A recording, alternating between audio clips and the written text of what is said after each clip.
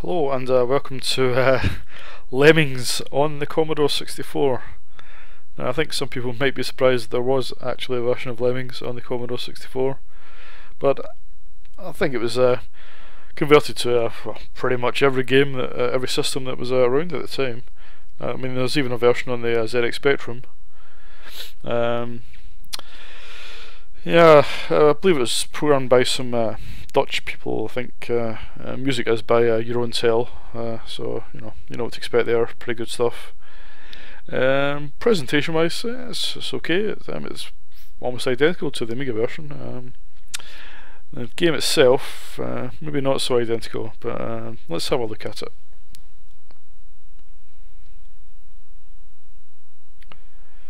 I never had this back in the day, and I believe each difficulty stage, you had different difficulty levels, like fun, taxing, tricky, and mayhem, I believe. I think they came on different sides of cassette and different sides of disc. So let's have a look. I'll put in the disc version here, but I would imagine on cassette. I mean, probably alright, to be honest. I've never actually played it on cassette. The disc loading isn't too long. It's not much longer than the Amiga version. Now the game itself is played with joystick, which is probably one of the areas where it falls down, I think, because it's very much a mouse game. There's no doubt about that, really, and it's not really been optimised much for the joystick. Right, now if you've never played Lemmings before, and I can't believe anybody's never played Lemmings, but it's possible. The idea of the game is to get these little dumb lemmings to the end of the level. They follow this hatch at the top, right, and you've got to get them to this exit here. By default, they have no skills. At the bottom of the screen, there's a list of 1, 2, 3, 4, 5, 6, 7, 8 skills. You can assign them, but at the moment, I only have the last skill available. You can see there's 10 of them, and that's the digger skill. So if I click on one, he's now able to dig. You can see he's starting to dig down, and that's basically the Lemmings. Now at the start of the level, you get told how many lemmings you have, how many lemmings you have to save. You have to save a certain percentage, and there's normally a time limit involved. You can see the time at the right, clicking down, counting down. Obviously plenty of time. This is the first level of the game, so you know it's quite an easy level. Well, I managed to complete that. That wasn't particularly challenging.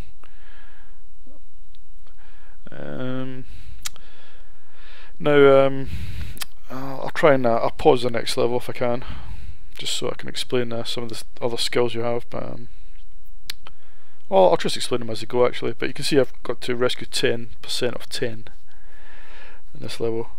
Only floaters can survive this, so this is where you assign a parachute skill, or it's an umbrella actually, isn't it? They have little umbrellas which breaks their fall. If they fall too high, they die. Now let's have a look. Let's just start this. I'll try and pause it if I can.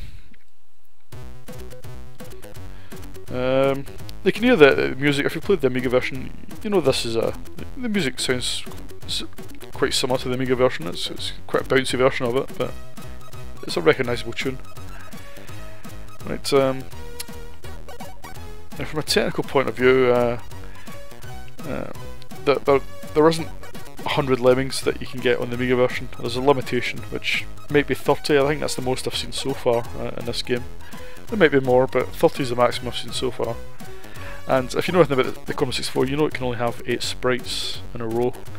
So that kind of puts a bit of a damp squib on using sprites for the lemmings.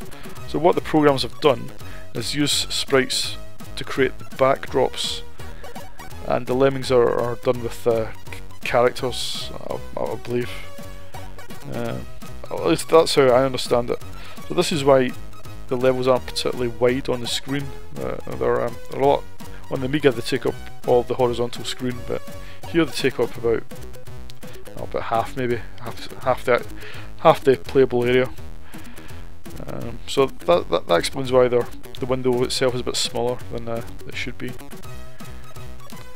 In terms of controls, you can control this pointer with the joystick, which isn't ideal, but you can't pick the skills at the bottom. You have to use the keys 1, 2, 8 on the keyboard, which is a quick way of doing it, as long as you're sitting next to the keyboard. If you're one of these players that didn't have your keyboard near you, and a lot of people didn't back then it's a bit tricky to play the game. But so I'm going to unpause, pick my umbrella. I'll let one die just so you can see what happens, but I'll start sending skills. You can see he's about to, he's perished. Now on the Amiga, there's some sampled speech, the famous "Oh no" and "Let's go," but there's no speech on the 64 version, I'm afraid.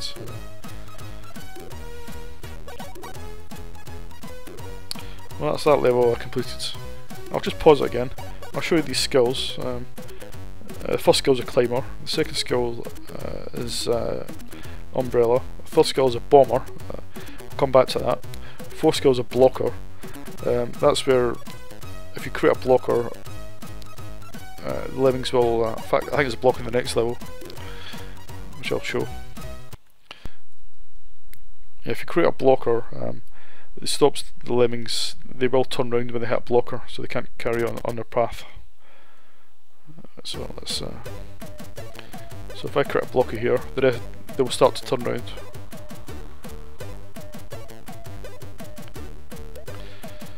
And the only way to get rid of a blocker is to use a bomber, which is the third skill.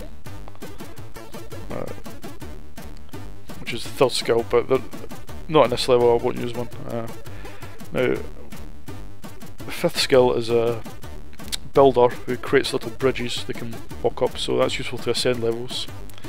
The sixth skill is a digger, or a sort of basher.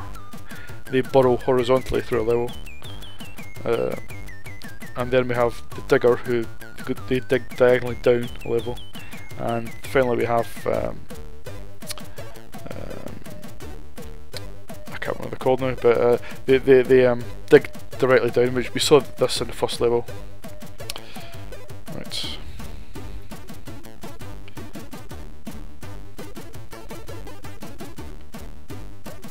I'll be fair, I mean the graphics are fairly standard 4-colour graphics,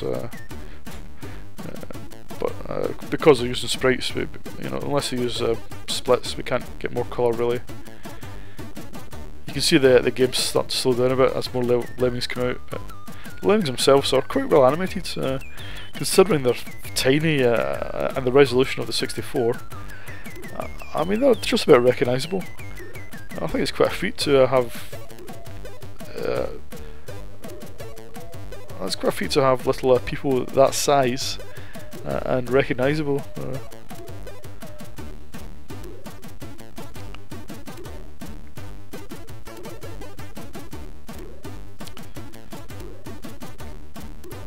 Now this is obviously this is not it doesn't even come close to the Amiga version, I've got to be honest. It's just but if you didn't have an Amiga and you had a Commodore 64 and you wanted to play Lemmings, this is quite a good version of it really. It's as good as you could possibly hope for, probably better than you would hope for. Now the level's over here, I can nuke all these blockers, so I'll just hit the nuke button, and what happens is a countdown and then they blow up. Yeah, I don't think you could realistically expect a better version on the 64, and for that reason I'll do one more level, but I'm going to bring this review to a close. But for that reason, and because it's quite a unique game and there's nothing really else like it on the 64, I'll give it, it's not perfect, but I'll give it 8 out of 10 I think, simply because it's as good as it could have been, and it's by no means a disgrace. It's quite I mean, I personally find it quite interesting to look at it. Having owned an Amiga by this time and never expecting to see this on a 64, it's quite good. So yeah, this level we have to create climbers to ascend a wall. Right, I'm just going to nuke this and end the video. Yep, 8 out of 10, I think it's a fair score for a surprising title, and this is probably one of the last proper commercial games released on the 64 by a large software company. Psygnosis, themselves released this. Yeah, it's definitely one of the last releases, and quite a good way for the 64 to go out with a bang, I think. Right, that's all for this video.